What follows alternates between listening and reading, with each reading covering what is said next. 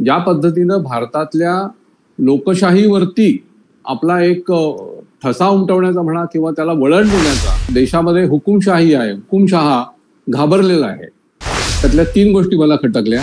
तपास यंत्रणांनी ज्यांच्यावरती चौकशा केल्या अशा सगळ्या लोकांना अटक झाली का? याला असा ट्विस्ट देणं की एक हुकुमशहा आपल्याला हवे ते निवडणूक आयुक्त नेमतो. म्हणजे परदेशात बसून एखादा माणूस काय तिथून अकलेचे तारे तोडतो. सरकारच्या विरोधात अनेक भूमिका घेतलेल्या आहेत. सरकारच्या विरोधात आपण मोर्चे काढलेत पत्रकार म्हणून. पण माध्यमांमध्ये काम करत असताना आपण नेहमी एक शिकलेलो आहे की हंगामा खडा करणं मेरा मकसद नाही, मेरी कोशिश ही आहे की सूरत बदलण्याची. तर इथे हे जे सोशल मीडिया आहे ना, यांना फक्त हंगामा खडा करायचा, चर्चेत राहायचं, त्याच्यामध्ये व्ह्यूज आणि लाईक्स वाढवून घ्यायचे, कॉमेंट्स वाढवून घ्यायच्या आणि त्याचे जे काही अर्थकारण आहे त्या अर्थकारणाशी हे सगळं जोडलेलं आहे.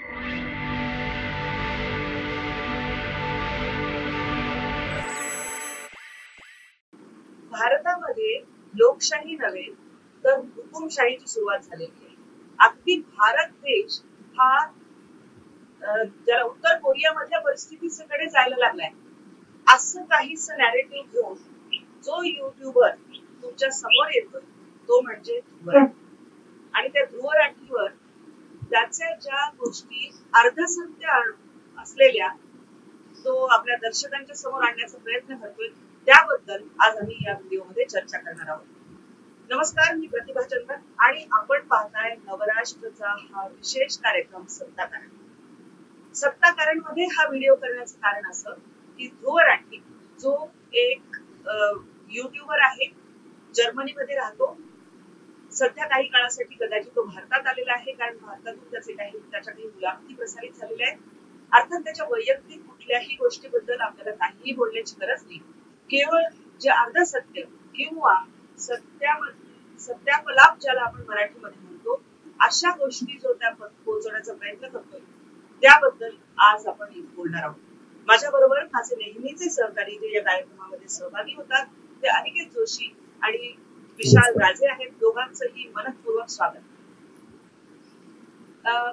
पहिल्यांदा अनिकेतजी, आपण हा व्हिडिओ पाहिल्यानंतर ज्या पद्धतीने अवास्तव गोष्टी किंवा ज्याला सत्याचा एक वेगळ्या प्रकारे त्याला ट्विस्ट देण्याचा जो प्रकार आहे तो दिसून आला, तो कुठला आहे त्याबद्दल आपण अगदी मुद्देसूद चर्चा करूया. अनिकेतजी, तुमच्याकडे पण येते.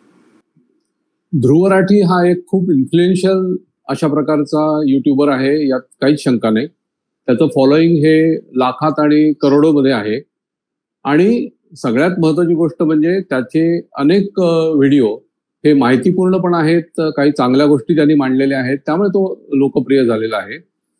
याच्यात माझ्याविषयी मनात काही शंका नाही. फक्त त्यांनी अलीकडच्या काही व्हिडिओमध्ये ज्या पद्धतीनं भारतातल्या लोकशाहीवरती आपला एक ठसा उमटवण्याचा म्हणा किंवा त्याला वळण देण्याचा, मतदारांना वळवण्याचा असा जो प्रयत्न त्यांनी सुरू केलाय त्याला माझा आक्षेप आहे.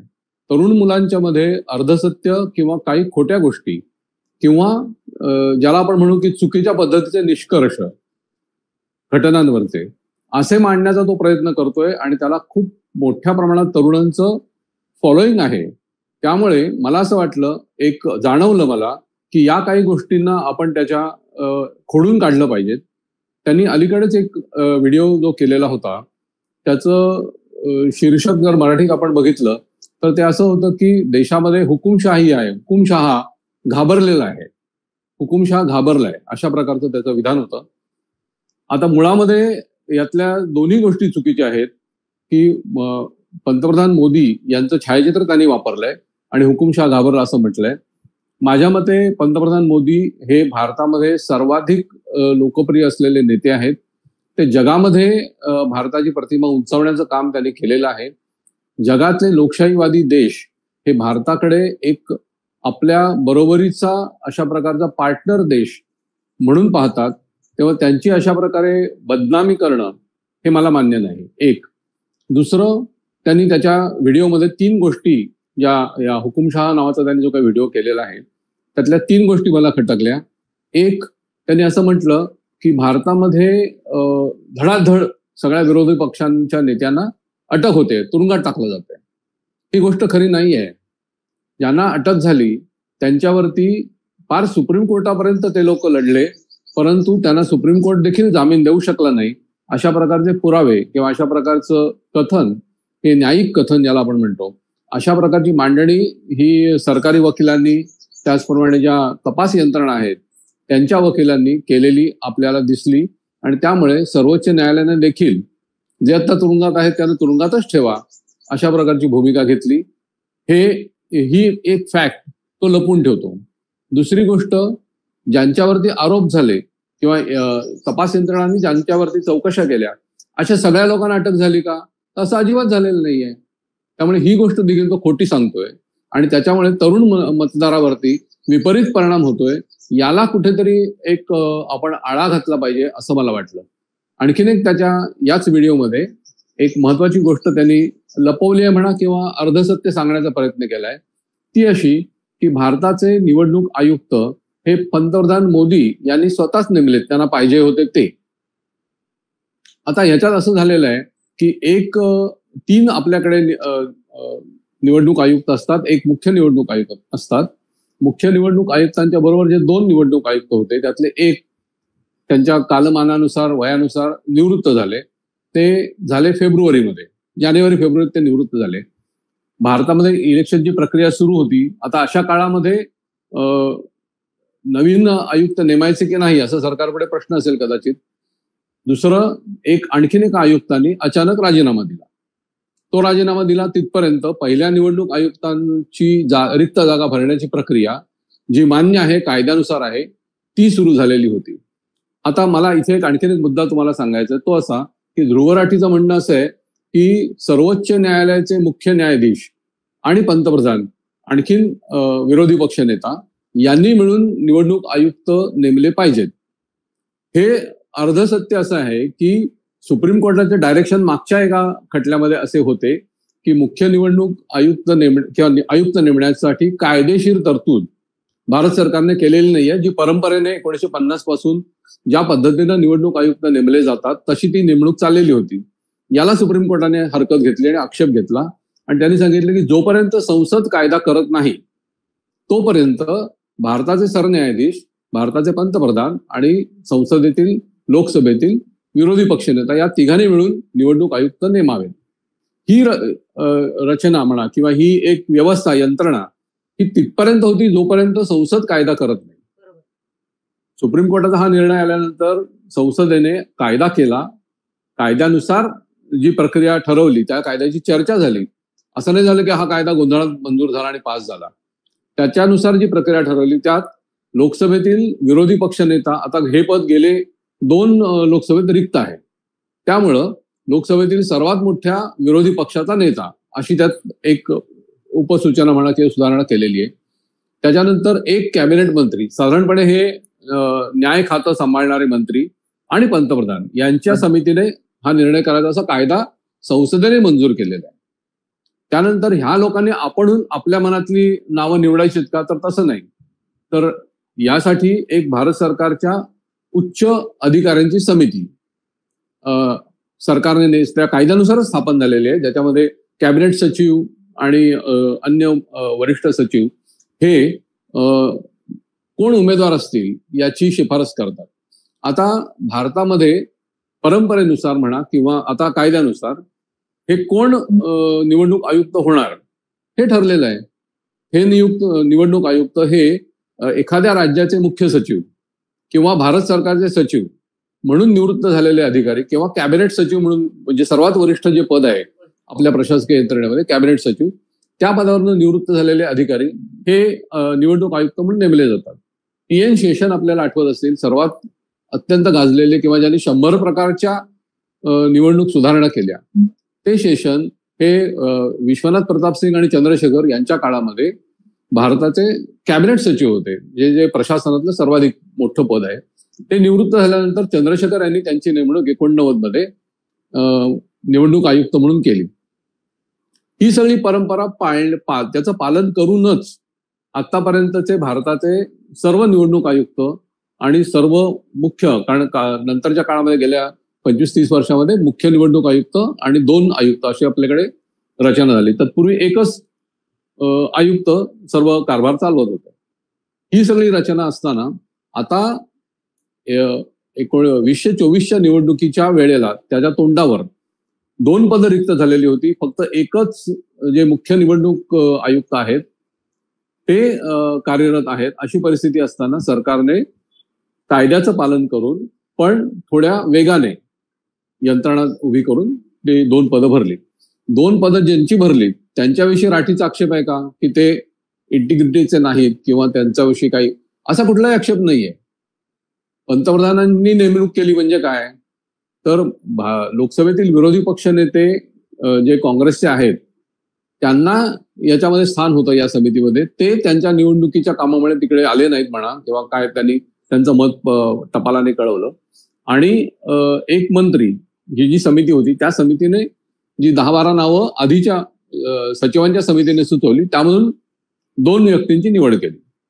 अशी सगळी परिस्थिती असताना याला असा ट्विस्ट देणं की एक हुकुमशहा आपल्याला हवे ते निवडणूक आयुक्त नेमतोय हे अतिशय चुकीचं आहे.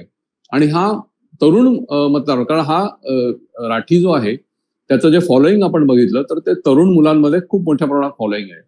आजकाल तरुण मुलं ही वृत्तपत्र वाचत नाही, ते व्हिडिओ आणि किंवा डिजिटल या माध्यमातून आपल्याला जे काय हवं माहिती ती मिळवत असतात.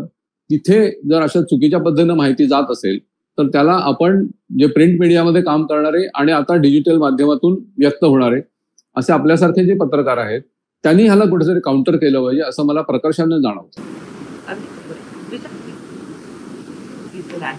आपण ज्या गोष्टींबद्दल चर्चा करणार पॉइंट टू पॉइंट कारण आपल्याला कुठल्याही प्रकारे कोणालाही ट्रोल करणं आम्हाला मान्य नाहीये. त्यामुळे ज्या भाषेमध्ये ध्रुव राठीला ट्रोल होतं किंवा कोणालाही ट्रोल होतं किंबहुना ती भाषा आपल्याला अमान्य आहे. असं असलं तरी 2-3 गोष्टी मला इथे निदर्शनास आणायच्यात आणि आपण ही चर्चा पुढे नेणार आहोत. एक म्हणजे ध्रुव राठीनी नुकताच भारतामध्ये एका चॅनलला जेव्हा एका युट्यूबरला जेव्हा एक मुलाखत दिली तेव्हा त्यामध्ये स्पष्ट केलं की माझा कुठलाही प्रायमरी सोर्स नाही. आणि माझं त्यामध्ये 2-3 गोष्टी फार गमतीच्या मला वाटल्या की एक म्हणजे सांगितलं माझा प्राथमिक सोर्स कुठलाही नाहीये. मी 2-3 गोष्टीमध्ये एक म्हणजे माध्यमं सगळी विकली होती पहिली गोष्ट. दुसरी गोष्ट कुठलीही बातमी जी सरकारच्या विरोधात येते ती बातमी 5व्या-7व्या पानावर कुठेतरी छापली जाते आणि ती नाहीशी होते. मुळात बातमी छापली गेली आणि म्हणजेच माध्यमं जर विकली गेली तर सरकारच्या विरोधात बातम्या छापून येतात ही वस्तुस्थिती तोच स्वतः मांडतो. नंतर छापली गेलेली बातमी नष्ट कशी होते हे आपल्याला अजून कळलेलं नाहीये. कारण स्वतःचेच काही व्हिडिओ ज्यांच्याबद्दल वाद झाला ते प्रायव्हेट केल्याचं ध्रुव राठींनी सांगितलेलं आहे की हो माझं चुकलेलं होतं तेव्हा आणि मी ते प्रायव्हेट केलेले आहे किंवा ते नाहीसे केलेले डिलीट केलेले ते ऍडमिनला शक्य आहे. बातमीच्या बाबतीत हे छापली गेलेली बातमी कागदावरची कुठे ना कुठेतरी अस्तित्वात असते. तिसरी गोष्ट म्हणजे प्राथमिक सोर्स नाहीये म्हणजे वृत्तपत्रांमध्ये आलेल्या बातम्यांच्या आधारे तो बोलतोय हेही तो स्पष्ट करतोय. आणि या सगळ्या गोष्टीमध्ये सगळ्यात महत्वाचं म्हणजे सगळ्या व्यवस्थांना म्हणजे सरकार तानाशाहीकडे चाललेलं आहे. अगदी इथपर्यंत गेला की उत्तर कोरियासारखी परिस्थिती भारतात व्हायची नसेल तर आता जागे व्हा. म्हणजे इतक्या मोठ्या प्रचंड विशालकाय लोकशाही जपणाऱ्या देशाला तिथल्या जनतेला काहीही डोकं नाही असं समजलं झालं. नंतर त्याबद्दल बोलत असताना स्वतःचे मुद्दे कुठेतरी प्रश्नांकित करणं असं झालं. या सगळ्यावर कुठेतरी आपण बोलणं गरजेचं आहे असं वाटतं. विशाल तुम्ही काय म्हणता? हे कसं आहे माहिती आहे तुम्ही आता या विषयावर बोलताय ध्रुव राठीला तुम्ही दोघही जण विरोध करताय. तुम्ही त्याचे मुद्दे खोडून काढताय. तुम्ही बघता तुम्ही मोदींचे अगदी म्हणजे फॅन आहात आणि तुम्ही भाजपचे कार्यकर्ते आहात किंवा तुम्ही भाजपचे ट्रोल गँग आहात. त्यातल्या त्यात विशेषतः म्हणजे अनिकेतजी तुम्ही 100% तुम्ही भाजपशी संबंधित आहात. ह्या ज्या कॉमेंट्स आहेत ना ह्या सगळ्या कॉमेंट्स आपल्या या व्हिडिओच्या खाली येणार आहेत. येऊ द्या कारण आपण ते करत नाही त्यामुळे याचं पुढचं एक कारण असं सांगतो की आजकालचं आता हे जे सगळं हे झालेलं आहे म्हणजे जी परिस्थिती सोशल मीडियामध्ये जी तयार झालेली आहे याच्यामध्ये सरळ सरळ 2 गट झालेले आहेत. म्हणजे आपण इथे विचार करतोय की मुद्देसूद आपण बोलायला पाहिजे. आपण कोणालाही ट्रोल करायला नको. म्हणजे परदेशात बसून एखादा माणूस काय तिथून अकलेचे तारे तोडतो त्याच्यावर आपण त्याच्या वैयक्तिक याच्यावर आपल्याला खरंच काही घेणं देणं नाहीये. आपण जे बोलतोय ती आपली व्यवस्था आपल्या देशातली परिस्थिती आणि आपल्या सरकारबद्दल. आपलं सरकार म्हणजे मी हेतुपुरस्सर हा शब्द वापरतोय. तर हे सगळं होत असताना म्हणजे तुम्ही जर ते मुद्दे जर खोडून काढले किंवा तुम्ही अर्धसत्यामधलं सत्य काय हे जर आणण्याचा प्रयत्न केला समोर, तर तुम्ही कुठेतरी भक्त म्हणून हिणवले जाता किंवा तुम्ही कुठेतरी गुलाम म्हणून हिणवले जाता. म्हणजे सुवर्ण मध्य असतो किंवा जे काही दाखवलं जातं, जे काही समोर येतं, याच्या व्यतिरिक्त सत्य काही आहे हेच मान्य करायला आजची पिढी तयार नाहीये.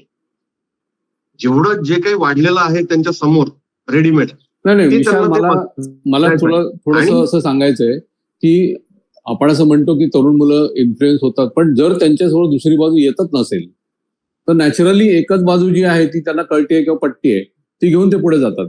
आता आपल्या माध्यमातून आपण एक दुसरी बाजू मांडण्याचा प्रयत्न करतोय आणि हा काय म्हणजे सरकारच्या बाजूने किंवा भाजपच्या बाजूने आपण अजिबातच नाही. जे मला लोक ओळखतात त्यांना हे माहिती आहे की मी सरकारच्या विरोधात अनेक भूमिका घेतलेल्या आहेत. सरकारच्या विरोधात आपण मोर्चे काढलेत पत्रकार म्हणून, तुलाही माहिती. माझं तेच म्हणणं आहे. बरोबर. नाही मी मानसिकतेबद्दल सांगतोय इथे कॉमेंट्स करणाऱ्या किंवा सोशल मीडियाचे जे युजर्स आहेत. कारण काय झालंय माहितीये का, म्हणजे आपण माध्यमांमध्ये काम करत असताना आपण नेहमी एक शिकलेलो आहे की हंगामा खडा करना मेरा मकसद नहीं, मेरी कोशिश ये है की सूरत बदलण्याची. तर इथे हे जे सोशल मीडिया आहे ना, यांना फक्त हंगामा खडा करायचा. म्हणजे कुठेतरी सेन्सेशन तयार करायचं, कुठेतरी त्याच्यामध्ये चर्चेत राहायचं, त्याच्यामध्ये व्ह्यूज आणि लाईक्स वाढवून घ्यायचे, कॉमेंट्स वाढवून घ्यायच्या आणि त्याचे जे काही अर्थकारण आहे त्या अर्थकारणाशी हे सगळं जोडलेलं आहे. म्हणजे मध्यंतरी खूप मोठ्या युट्यूबरला मी एका भेटलो होतो, तर त्या सगळ्या कॉमेंट्सच्या संदर्भामध्ये चर्चा झाली. तो म्हणजे मी कॉमेंट्स वाचतच नाही, कारण शेवटी कॉमेंट्स हा माझ्यासाठी नंबर आहे. कॉमेंट ही माझ्यासाठी म्हणून काही कंटेंट नाही आहे, ही माझ्यासाठी नंबर आहे की माझ्या व्हिडिओ खाली 500 कॉमेंट्स आल्या, 5000 कॉमेंट्स आल्या. तसं ध्रुव राठीला मिळणारं फॅन फॉलोईंग जे आहे किंवा त्याचे जे फॉलोअर्स आहेत, 1.5 कोटी फॉलोअर्स त्याचे युट्यूबला आहेत, मला वाटतं 24 लाख फॉलोअर्स इंस्टाग्रामला आहेत आणि इतर बाकी शेअरिंग आणि हे सगळं त्याचं होत असावं. ट्विटरचं माझ्याकडे आकडा नाहीये, पण हे एवढ्या मोठ्या प्रमाणात म्हणजे 2 कोटी लोकांवर आज आपण बोलत असताना त्याचं कुठेतरी एक इम्प्रेशन तयार होतच ना की हे असं होत असावं. आणि हे सगळं करत असताना म्हणजे 2 भागांमध्ये लोकांना विभागून टाकायचं की एक तर तुम्ही मोदी भक्त किंवा तुम्ही एक तर भाजपचे कार्यकर्ते किंवा तुम्ही काँग्रेसचे कार्यकर्ते किंवा तुम्ही गुलाम. तर हे जे आहे हे समाजासाठी म्हणून अतिशय वाईट आहे, हे नवीन पिढीसाठी वाईट आहे. म्हणजे प्रिंट मीडियामध्ये जसं मॅडम म्हणाल्या तसं प्रिंट मीडियामध्ये येणारी बातमी व्हॅनिश झाली असं बोलतो तो. किंवा उत्तर कोरियासारखी परिस्थिती, उत्तर कोरियामधला एक तरी व्हिडिओ दाखवा ना मला की काय आलाय तिथलं बाहेर. या पोलादी भिंती ज्या याच्या बाहेर काहीही येत नाही. आणि तुम्ही देशात राहून किंवा तुम्ही देशात इथे बसून इथलंच नेटवर्क वापरून सरकारचं इन्फ्रास्ट्रक्चर वापरून या सगळे व्हिडिओ बघता, तुम्ही सरकारवर टीका करता, तुम्ही सरकारच्या विरोधात लिहू शकता, बोलू शकता. हे जे आहे म्हणजे आर्टिकल 21 हे कायम आहे ना, मग हुकुमशाही कुठे? एक्झॅक्टली. पण हा विचारच केला जात नाही. हा विचार करावा म्हणून आपण प्रयत्न करतो. हे कसं आहे, येस, विचार केला जावा म्हणून काय आहे सातत्याने जे आहे ना, म्हणजे ते हॅमरिंग अशा पद्धतीने होतं की हुकुमशाही हुकुमशाही हुकुमशाही. आता काल एक राजकीय नेते भेटले होते, आम्ही बसलेलो होतो, असाच विषय झाला की आमच्या एरियामध्ये म्हणजे एक मुस्लिम कार्यकर्ता होता, तो म्हणे आमच्या भागामध्ये काहीच कामं झालेली नाहीत, आमच्या भागामध्ये आमच्याकडे मुस्लिम बहुल लोकसंख्या असल्यामुळे सरकारने आमच्याकडे लक्षच दिलं नाही. तर त्यांनी ते सरळ रजिस्टरच काढलं, म्हणे हे तुमच्या भागामध्ये हे जे आहे म्हणजे काय म्हणतात त्याला, ते शिधा जो मिळतो तो इतक्या लाख लोकांना मिळालेला आहे. आरोग्याचं कार्ड जे हेल्थ कार्ड जे पंतप्रधान आरोग्य योजना जी आहे ती इतक्या लोकांना मिळालेली आहे. तुमच्या भागामध्ये 3 फ्लायओव्हर्स आता नव्याने तयार झालेले आहेत. म्हणजे हे सरकारने दिलेलं नाहीये का? म्हणजे शेवटी कुठेतरी कसं आहे की मानसिकता ती एक तयार म्हणजे नॅरेटिव्ह जसं तुम्ही म्हणाला की ते शिकायचं आणि ते मग पुढे न्यायचं. अगदी बरोबर आहे. हा प्रचाराचा अजेंडा आहे, प्रोपगंडा आहे. रेटून सांगणे, त्यातले काही ट्विस्ट करून सांगणे, यालाच आपल्या मुळामध्ये आहे. यामध्ये एक गोष्ट की ज्यामध्ये म्हणलं की धडाधड सगळ्यांना तुरुंगात टाकलं, केजरीवाल कन्व्हिक्ट नाही है. मग मुळात काय मॅडम, तर प्रोसिजर जी आहे आपली न्यायिक व्यवस्था आणि जी पद्धत आहे की जोपर्यंत अटक होण्यायोग्य आरोप एखाद्या व्यक्तीवर नसतील तर त्याला अटक सुद्धा करता येत नाही. आणि पुरावे आणि पुरावे असतील तर अटक होते. दुसरा याच्यामध्ये एक विषय असा आहे की जसं जोशी साहेबांनी आता हे सगळं सांगितलं की कशा पद्धतीने निवडणूक आयुक्तांची नेमणूक होते. त्याच्या मागे त्यांचा अनुभव आहे, त्यांनी ते अनेकदा वाचलं असेल. मला वाटतं ह्या व्हिडिओ करण्याच्या पूर्वी सुद्धा त्यांनी एकदा त्यांच्याकडे जी माहिती आहे ती एकदा त्यांनी तपासली असेल की हे खरोखर अशा पद्धतीने आपल्याला माहिती आहे पण हे खरोखर होतं का. तेवढा वेळ नाही ना आजच्या पिढीजवळ. म्हणजे वेळ नाही म्हणण्यापेक्षा मला सत्य जाणून घेण्यासाठी तेवढा वेळ देण्याची गरज वाटत नाही. कारण मला असं वाटतं की हे जे दिसतं आहे, जे माझ्या समोर येत आहे, मी एक हेच खरं आहे. विशाल जे सांगतोय त्या संदर्भात मी आणखीन एक थोडं सांगतो की हा व्हिडिओ मी सुरुवातीला स्वतः पाहिलेला नव्हता. कोणीतरी माझा जवळची मुलं, तरुण मुलं ह्या व्हिडिओ बघून माझ्याशी चर्चा करत होते. तेव्हा मी तो व्हिडिओ पाहिला मुद्दाम आणि माझ्या असं लक्षात आलं की ह्यांच्याकडे जी माहिती हे जे त्याच्यावर त्याच्या प्रभावाने जे काय बोलतायत, तेव्हा मी त्यांना सांगितलं ह्या 4 गोष्टी. तेव्हा त्यांना ते पटलं की आम्हाला ह्या व्हिडिओमधून जी चुकीची माहिती मिळत होती ती तुम्ही योग्य सांगितली. म्हणून मला हे जाणवलं की आपण जी खरी गोष्ट आहे, खरे जे आपलं परसेप्शन आहे हे आणि जी कायद्याच्या प्रक्रियेची आपल्याकडे जी माहिती आहे ती मांडणं गरजेचं आहे. दुसरं, ध्रुवराठीच्या वादग्रस्त जो काय आता आपण म्हणूया तो जो व्हिडिओ आहे त्याच्यामध्ये असं म्हणतो की लोकांनी पुढे येऊन मतदान केलं पाहिजे. याला माझं पूर्ण समर्थन आहे की 100% लोकांनी मतदान केलं पाहिजे. आज भारतामध्ये गेल्या काही वर्षात, गेल्या अनेक वर्षात निवडणूक आयोगानं जे काही प्रयत्न केले त्यामुळे भारताचं ऍव्हरेज मतदान हे 50-60% 67% आता पोहोचलेलं आहे. आणखीन हे वाढावं यासाठी ते सातत्यानं आयोग प्रयत्न करत असतं. म्हणजे आपल्याकडे जर लोकशाही नसती, त्याचं जे काही गृहीतक आहे की लोकशाही नसती तर हे उद्योग करण्याची काय गरज होती लोकांना, आयोगाला.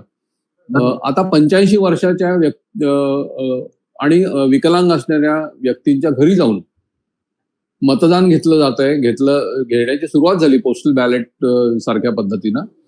तर हे जवळजवळ म्हणजे पुण्यातली आपण आकडेवारी पाहिली तर 3-4 हजार लोकांच्या घरी यंत्रणा जाणार आहे. आता परवाची आपण बातमी पाहिली असेल तर छत्तीसगड मधल्या अत्यंत अशा नक्षलग्रस्त भागामध्ये जिथे आजपर्यंत मतदान झालेलं नाही गेल्या काही अनेक दशकामध्ये, तिथे आता परिस्थिती निवळलेली आहे, नक्षलवादाला आळा बसलेला आहे आणि यंत्रणेने अत्यंत अशा दऱ्याखोऱ्यामध्ये जो भाग आहे तिथे हेलिकॉप्टरनं सगळी यंत्रणा नेलेली आहे आणि हेलिकॉप्टरनं जाऊन लोक आणि निवडणूक साहित्य पोचलंय आणि आता तिथे मतदान घेतलं जाणार आहे. त्या लोकांमध्ये एक वेगळा उत्साह आहे. आदिवासी असा जो पट्टा आहे की आम्हाला कुठेतरी लोकशाही प्रक्रियेमध्ये आम्ही सहभागी होतोय. ही केवढी मोठी गोष्ट आहे. अशा गोष्टीवरती सुद्धा डिजिटल माध्यमांनी एक फोकस केला पाहिजे असं मला वाटतं. हा जो विरोधाभास जो आहे ना, जो जसं प्रतिभा मॅडम सुरुवातीला ज्या म्हणाल्या की तो विरोधाभास आणि 360 डिग्री एकदम उलट काहीतरी सांगायचं. म्हणजे एकीकडे प्रायमरी सोर्स बातमीचा नाही आणि मग काय बातम्या मला मीडियामधून मिळाल्या, मीडिया विकला गेलं, हा आरोप करणं तर इतकं सोपं झालेलं आहे की त्याच्या इतकं सोपी गोष्टच नाहीये. तसंच हा पण प्रकार आहे. म्हणजे एकीकडे तुम्ही म्हणायचं की तिथे हुकुमशाही आहे, इथे तुम्ही म्हणायचं एकीकडे की तुम्ही हुकुमशाही आहे आणि दुसरीकडे तुम्ही म्हणायचं की मतदान करा. म्हणजे बरोबर विशालजी आणि अनिकेतजी, मुळात आपल्या देशातल्या ज्या 4 महत्वपूर्ण संस्था आहेत त्यावर घाला घालणे, त्यांच्याबद्दल संशयाचं वातावरण निर्माण करणे, पुढे जाऊन एक माध्यम झालं सरकारी जी व्यवस्था आहे म्हणजे पार्लमेंट आहे त्याच्याबद्दल प्रश्नचिन्ह निर्माण करणे आणि कायदे इथे रेटले जातात, कायदे मंजूर केले जातात आणि त्यामध्ये जी मुलाखत जी झालेली त्या व्हिडिओ नंतर त्यामध्ये त्यांनी सांगितलंय की कायदा कोण करेल, आम्ही सांगू कायदे कोण करणार. म्हणजे कोण सांगणार? म्हणजे त्यामध्ये कुठेतरी असा आपल्या न्याय व्यवस्था आहे त्याच्याबद्दल संशय. न्याय व्यवस्थेमध्ये न्यायमूर्ती नुकतेच राजकीय पक्षामध्ये झालेले सहभागी त्याबद्दल आक्षेप घेतला. मी डाटा काढलेला आहे की 1951 पासून कुठले कुठले न्यायमूर्ती होते जे राजकीय पक्षांमध्ये आले तर त्यामध्ये काँग्रेसमध्ये आले. म्हणजे बेसिकली सुरुवातीला काँग्रेसमध्ये जात होते ना, दुसरा पक्ष कुठे होता जात होते. आणि बहरुल इस्लाम आहेत, बी आर कृष्णा आहेत, किती नावं सांगायची. की ही अशी सगळी मंडळी जी जज म्हणून होती बरोबर. आणि काही वेळा ती संसदेमध्ये गेली, पुन्हा राज्यसभेच्या मार्गाने गेली, त्यांना काँग्रेसने नेमलं आणि तिथून त्यांचे टर्म संपल्यानंतर पुन्हा न्यायमूर्ती म्हणून जॉईन झालेले. म्हणजे न्यायव्यवस्थेवर सुद्धा एक प्रश्नचिन्ह या व्हिडिओमधून निर्माण होतं. ईडी, सीबीआय, न्यायव्यवस्था, पोलीस यंत्रणा की या सगळ्यांवर प्रश्नचिन्ह निर्माण करायचं, आपली संसद आहे त्याच्यावर प्रश्नचिन्ह निर्माण करायचं. म्हणजे आणि माध्यमांवर अर्थातच की सगळी माध्यमं सरसकट विकली गेलेली आहेत आणि यांच्यासारखे जे इतके दुःखे कुठेतरी युट्यूबर आहेत त्यांना देशाचा प्रचंड कळवळ आहे. आणि आता जर आपण बोललो नाही तर देशाची लोकशाही पूर्ण धोक्यात आहे. देश अगदी उत्तर कोरिया सारखा होणार आहे. या पद्धतीचं नॅरेटिव्ह सेट करताना अनेक चुकीच्या गोष्टी सांगणं, कारण आपण अटकेबद्दल म्हणतो आहोत, धडाधड अटक. आपली जी यंत्रणा आहे, तपास यंत्रणा कुठलीही असो, तिला एखाद्या व्यक्तीच्या विरोधामध्ये अटक करण्या इतपत आरोप किंवा काही असल्याशिवाय पुरावे असल्याशिवाय मुळात अटकच करता येत नाही. आणि अटक केल्यानंतर आपल्याकडे चेक्स अँड बॅलन्सेस ज्याला म्हणतात, सत्तेचे ते इतके चांगले आहेत की 24 तासाच्या आत न्यायमूर्ती समोर हजर करायला लागतं. रिमांड मागताना एक सबळ पुरावे काही दाखल करावे लागतात, त्या मटेरियलच्या आधारावरच अटक होते. या सगळ्या गोष्टी जर आपण, आणि रिमांड मिळते नाही तर पहिल्याच दिवशी त्याला ऍक्टिव्ह केलं जाऊ शकतं. कन्व्हिक्ट झाल्यानंतर अटक करणे हा जो मुद्दा आहे तो तर अतिशय ज्ञान नसलेल्या व्यक्तीच असं बोलू शकतो की केजरीवाल कन्व्हिक्ट का नाही. मग कसाब सुद्धा कन्व्हिक्ट नव्हता, कसाब सुद्धा कन्व्हिक्ट नव्हता, अंडर ट्रायल होता, त्याच्यावर आरोप होते आणि त्या ट्रायल झालेली आहे. हे सगळं जी आपली सगळ्या यंत्रणा आहेत त्या यंत्रणांवर बेजबाबदारपणे प्रश्नचिन्ह निर्माण करणे, या गोष्टीला आक्षेप. अगदी बरोबर आहे. प्रतिभा मॅडम, तुम्ही आता कायद्याचा विषय काढला आहे. आणि किती एक मिनिट, तुम्ही म्हणजे प्रतिभा मॅडम आता कायद्याचा विषय काढला आहे, तर माझं हेच म्हणणं आहे की ध्रुव राठीच्या व्हिडिओमध्ये तो म्हणतो की माझे 1.5 कोटी फॉलोअर्स आहेत. तुम्ही प्रत्येकाने किमान 10 लोकांना हा व्हिडिओ जो आहे हा फॉरवर्ड करा आणि मग तुम्ही मतदानाला. दुसरी गोष्ट, तो अशा पद्धतीने सगळ्या आपल्या यंत्रणा ज्या आहेत किंवा जी सगळी काही व्यवस्था आहे त्या व्यवस्थेवर प्रश्नचिन्ह निर्माण करतो आणि लोकांना अशा पद्धतीने आवाहन करणं की तुम्ही हा व्हिडिओ इतक्या लोकांना फॉरवर्ड करा. हा कायद्याच्या भाषेतून जर बघितलं तर हा लोकांना उकसवण्याचा प्रकार आहे. देशाच्या विरुद्ध होत असलेल्या म्हणजे गुन्हा करा म्हणून तुम्ही त्या लोकांना हे करताय, आवाहन करताय. त्या अनुषंगाने जर समजा पोलीस कंप्लेंट जर व्यवस्थित फाईल झाली तर ध्रुव राठी विरुद्ध गुन्हा दाखल होऊ शकतो, त्याला अटक व्हायला पाहिजे. आणि अटक झाल्यानंतर पुन्हा बोंबाबोंब ही होईल की बघा याची गळचेपी केली. म्हणजे त्याच्यात आपल्याला आपण त्याच्यात जायची काही गरज नाही.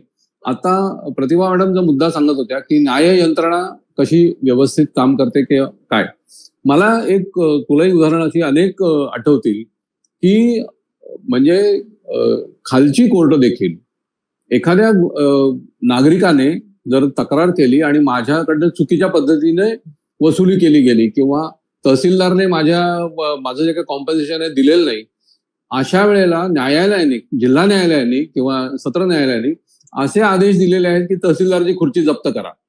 म्हणजे सरकारच्या विरोधात खालच्या कोर्टापासून ते हायकोर्ट पर्यंत आणि सुप्रीम कोर्टामध्ये रोज असे निकाल येतात की सरकारला ठोकून काढणारे, सरकारला अडचणीत आणणारे असे निकाल रोज येत असतात. त्यामुळे हे जे काय म्हणणं आहे ना की इथे हुकुमशाही आहे आणि सगळी यंत्रणा संपलेली आहे, हे अतिशय चुकीचं आहे. हे तरुण लोकांच्या निदर्शनात आणण्यासाठी आपल्या या आजच्या व्हिडिओचा मला वाटतं उद्देश आहे.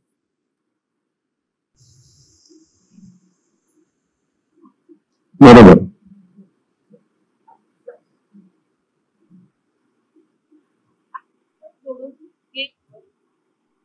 जे आयकर विभाग आणि त्यांच्यावर टॅक्स केला, दोन गोष्टी आहेत त्याच्यामध्ये की बँकिंग सिस्टीम मध्ये असलेला पैसा हा कुठल्या खात्यात गेला हे स्पष्ट झालं. कोणाला किती मिळालंय हा वादाचा मुद्दा असू शकतो, त्याबद्दल कोणी काही करण्याची गरज नाही. त्याचे ट्रेल सापडणं शक्य आहे, त्याला केवळ कारण असं की तो बँकिंग सिस्टीम मध्ये आलेला आहे.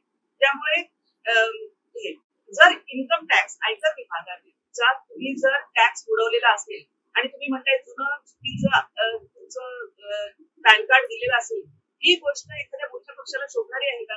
मला एकदा 84 रुपये टॅक्स मध्ये डेफिशियन्सी असल्यानंतर मला नोटीस आलेली होती आणि मला दंडासह ते 84 रुपये भरावे लागलेले होते. भरावे लागेल. चुकीचं मानायची काहीच गरज नाहीये. कारण अगदी बरोबर. विभागाने माझ्या टॅक्समध्ये डिस्क्रिपन्सी किंवा काही पाहिलेलं असेल तर ते मला नोटीस पाठवणार आणि त्याबद्दल त्यांनी मला तातडीने येऊन ते हे करायला सांगितलं होतं. अर्थात अमाऊंट छोटी होती, रक्कम अतिशय छोटी होती. मुद्दा हा आहे की आपल्याला जर नाणिकेची आठवत असेल किंवा तुम्हाला सुद्धा, तर यापूर्वीची सिस्टीम कशी होती की कॉर्पोरेट फंडिंग जे पक्षांना व्हायचं त्यामध्ये काँग्रेसचे एक माजी अध्यक्ष जे सध्या हयात नाहीयेत ते म्हणाले होते ना वही ना खाता, जो मैं कहता वही हे आहे आपल्याला माहिती. आणि मग या पद्धतीमध्ये किती पैसा दिला गेला, कोणाला दिला गेला, कॅश देताना अगदी भाजपाचे अध्यक्ष सुद्धा पकडले गेलेले होते आणि स्टिंग ऑपरेशन झालेलं होतं. हे बरोबर की बँकिंग सिस्टीम मध्ये पैसा येणं बरोबर? करेक्ट, म्हणजे अगदी बरोबर आहे. आणि बँकिंगच्या माध्यमातून राजकीय पक्षांना फंडिंग होणं हे अगदी योग्य आहे. त्याच्यामध्ये त्या कंपन्यांना टॅक्स बेनिफिट पण मिळत होता.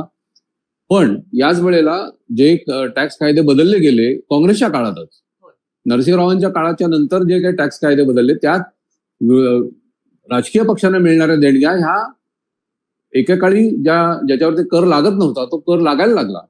तो कर लागल्यानंतर आता जी काही काँग्रेसची जे काय म्हणणं आहे किंवा जो काय ओरडा आहे, ती जी केस आहे ती 94-95 पासून त्यांचे जे काही कर भरले गेलेले नव्हते, इन्कम टॅक्स, याची नोटीस 2007 मध्ये आली. म्हणजे ज्या वेळेला काँग्रेसचं सरकार देशात अस्तित्वात होतं, काँग्रेसचे अर्थमंत्री होते, त्या अर्थमंत्र्यांनी सुद्धा ती नोटीस थांबवली नाही किंवा त्याला काही जे काय त्याची रक्कम भरायची असेल ती पक्षाने भरली नाही. तेव्हापासून हे जे प्रकरण चालत आलेलं आहे त्याच्यामध्ये केव्हाही कुठल्याही सरकारी जे देणं असतं त्याला व्याज लागत असतं. तुम्ही ठराविक काळानंतर जर ती रक्कम दिली नाही, आपल्याला साधं विजेचं बिल किंवा टेलिफोनचं बिल येतं, ते अमुक तारखेला नाही भरलं तर 100 रुपये एक्स्ट्रा लागलेले असतात.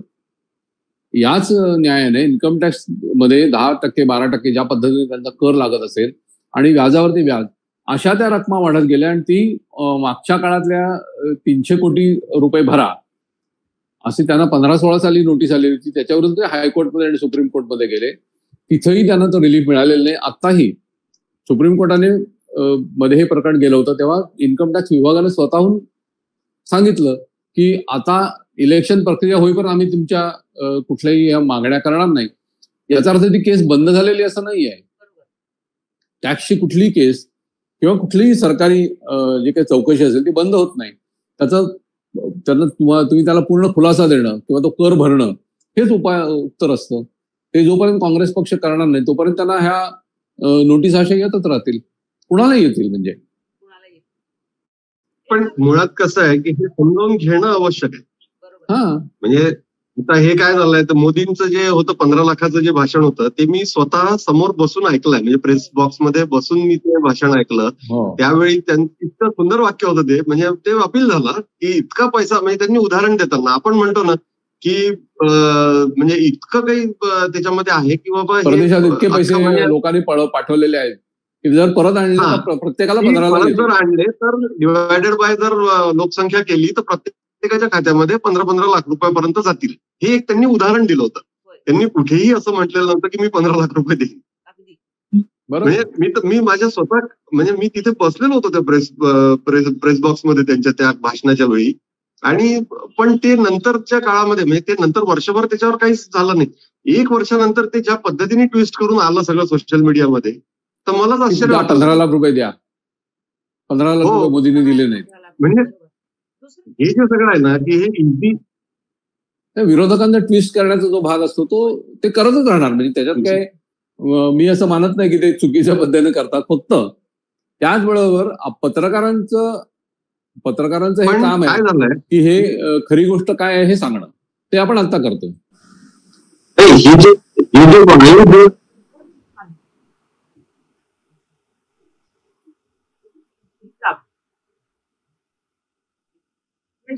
सगळ्या गोष्टी ज्या आहेत त्या एक अशी संभ्रमावस्था निर्माण करून ठेवायची, लोकांपुढे चुकीचं क्रेडिट द्यायचा, ही गोष्ट कुठेतरी जी आहे.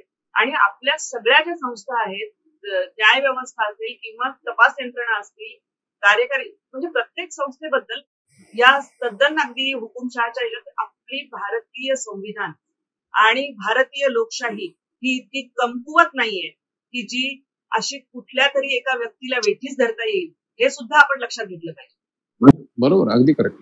अगदी बरोबर. याच मुद्द्यावरती आपल्या या व्हिडिओची अखेर करायला हरकत नाही तुम्हाला. आणि कसं झालं की अनिकेतजी जे म्हणतात आहे की विरोधकांचं काम आहे आणि ते ट्विस्ट करतात, ते सगळं मान्य आहे. म्हणजे राजकारण पूर्वी पण व्हायचं, म्हणजे दाऊदला गचांडी धरून घेऊन येऊ किंवा एनरॉन समुद्रात बुडवू, हे पण झालेलं आहे सगळं. पण काय झालं की हे जे आयुध आहे ना सोशल मीडिया, हे मोठं आहे आणि अतिशय बेजबाबदारपणे करून हो, आणि ते अतिशय म्हणजे परिणामकारक आहे. अगदी. मला एकच प्रतिभाजी एक शेवटचा मुद्दा सांगायचा आहे, मग त्यानंतर आपण बोला. ह्या व्हिडिओमध्ये जी काही भाषा आहे ना, ही काँग्रेसचे नेते राहुल गांधी जी भाषा वापरतात, अगदी त्याच चालीवरची ध्रुव राठीची भाषा आहे. ही राहुल गांधींचं अलीकडच्या काळातील एक अतिशय लोकप्रिय झालेलं किंवा गाजलेलं विधान ज्याला म्हणता येईल, ते असं होतं की नफरत के बाजार में मुझे मोहब्बत की दुकान खोलनी है. याच चालीवरती ध्रुव राठी त्या व्हिडिओचा शेवट करतो आणि आपल्याला मोहब्बत वाढवायची आणि अशा प्रकारची भाषा तो वापरतो. इथे मला कुठेतरी असं वाटतं की हा एक ज्याला म्हणतो आपण की विरोधी पक्षांनी रचलेल्या चालीमध्ये हा अनायसे अडकला असावा आणि तो अशा प्रकारची अर्धसत्य माहिती प्रसृत करायचा प्रयत्न करतोय. त्याला कुठेतरी आपण थांबवायचा प्रयत्न केला पाहिजे. त्याने एका युट्यूबच्या चॅनलला जी मुलाखत भारतात आल्यानंतर दिली, त्यामध्ये त्यांनी स्पष्ट सांगितलेलं आहे की कंटेंट आधी मी फक्त शैक्षणिक व्हिडिओज करत होतो, त्यामध्ये पैसा मिळत होता. हे केल्यानंतर याला ट्रॅक्शन जास्त आलं, मी केलं. मान्य, एखादा युट्यूबर कंटेंट मार्केटिंगसाठी काय करेल हे ज्याचा त्याचा वैयक्तिक स्वातंत्र्याचा मुद्दा आहे, त्याबद्दलही बोलण्याची गरज नाही. त्याला वाईट शब्दात ट्रोल केलं जावं का? मुळीच नाही. आपण कुठल्याच प्रकारच्या कुठल्याच व्यक्तीला असभ्य भाषेत ट्रोल केलं जावं या मताचे नाही आहोत. परंतु त्याच वेळी तो सांगतो की माझे हे 4 कोर्सेस आहेत आणि तुमचा हा व्हिडिओ जो बघेल त्या सगळ्यांना 40% डिस्काउंट मध्ये मी देतो. स्पष्ट सांग ना बाबा की मी माझे कोर्सेस विकायला आलो आणि खुशाल विक आणि त्यातनं करोडेच्या करोड काहीही म्हणणं नाहीये. पण कंटेंट मार्केटिंगसाठी ट्रॅक्शन मिळवण्यासाठी जे चुकीचं ट्विस्ट करून पाठवतोस त्याबद्दल आक्षेप आहे. सगळ्या व्यवस्थांवर आक्षेप घेतला जातो त्याबद्दल आक्षेप आहे. केजरीवालांना अटक होण्याच्या मागची सगळी पूर्वपीठिका जर बघितली तर विजय नायर आणि सगळ्या गोष्टी, विजय नायर राहत कुठे होते, आता केजरीवाल आणि त्या सगळ्या घोटाळ्याचा आजचा आपला मुद्दा नसल्यामुळे फार बोलणार नाही यामध्ये, किंवा त्यांची नावं आलेली किंवा केजरीवालांनी स्वतः आणखी आपल्या 2 जणांची नावं घेणे, त्यांनी आणखी 2 जणांची नावं घेणे आणि त्यामध्ये त्यांनी कुठेच असं म्हणलेलं नाही की हे झालं नाही. गोव्यामध्ये काय झालं, गोव्यामध्ये कशा पद्धतीने कॅश सर्वेच्या वेळी पण दिली गेली, हे सगळ्या जगजाहीर आहे. फक्त केवळ मनी ट्रेल झालाय की नाही वगैरे वगैरे या मुद्द्यांवर तर न्यायालय आणि तपास यंत्रणा ते बघतील आणि त्यांना सबळ पुरावे द्यावे लागतील. जिथे बेल मिळणं म्हणजे जमानत मिळणं शक्य आहे तिथे संजय सिंग सारख्या व्यक्तीला जमानत मिळालेली आहे, तशी जमानत मिळेल. आणि न्याय प्रक्रिया आपली इतकी डिसाईड नाही, कारण त्याच्यावरही प्रश्नचिन्ह उभं केलेलं आहे. अगदी बरोबर आहे. मला फक्त एवढं शेवटी सांगायचं आहे की या व्हिडिओमध्ये त्यांनी ज्या पद्धतीनं म्हटलेलं आहे की ते हुकुमशाही आहे, त्याला माझा आक्षेप आहे आणि तो आक्षेप तरुण मुलांपर्यंत पोहोचावा यासाठी आपला हा प्रयत्न आजचा असावा. अगदी बरोबर.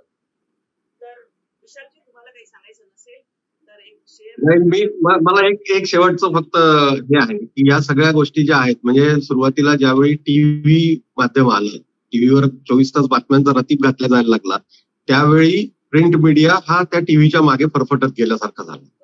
आज ती विश्वासार्हता पुन्हा आपण कायम ठेवलेली आहे की नाही टीव्हीमध्ये जे दाखवलं जातं त्याच्यापेक्षाही सत्य काहीतरी वेगळं असू शकतं.